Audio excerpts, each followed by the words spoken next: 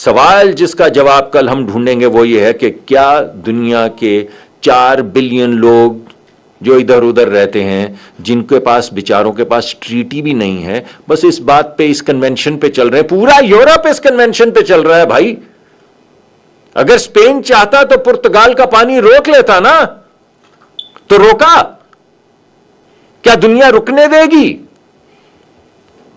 تو اصل جو بات ہے وہ ہوگی کل، جو بین الاقوامی سطح پہ برسلز میں اور مختلف جگہوں کے اوپر ہم آلریڈی ریز کر چکے ہیں. کل ہم آپ چاہیں گے تو آپ کو کلپس بھی دے دیں گے.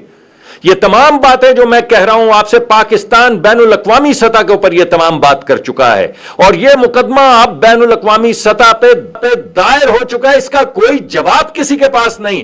میں وہاں بیٹھ کے کہتا رہا چھوڑیں آپ یار، ہم سے انڈس واٹر ٹریٹی کی بات نہ کریں، ہم تو خود اپنے آپ کو سنبھال لیں گے. آپ بتائیں، آپ کے بچوں کے حقوق کی حفاظت آپ کر سکتے ہیں؟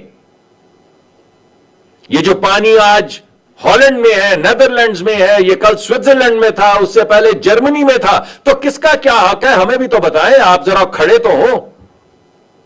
تو کل یہ کانفرنس ہے تو انڈس واٹر ٹریٹی کے حوالے سے، لیکن یہ کانفرنس ہے انصاف کے متعلق، یہ کانفرنس ہے فنڈامنٹل رائٹس کے متعلق. اور ہم آج محرم کے مہینے میں بیٹھے ہوئے ہیں تو ہم دوبارہ سب کو یاد کروا رہے ہیں کہ باطل کے سامنے ہم میں سے کوئی جھکنے والا نہیں ہے. ہماری 1400 سال پرانی ٹریڈیشن ہے، ہم آج بھی اس پہ قائم ہیں.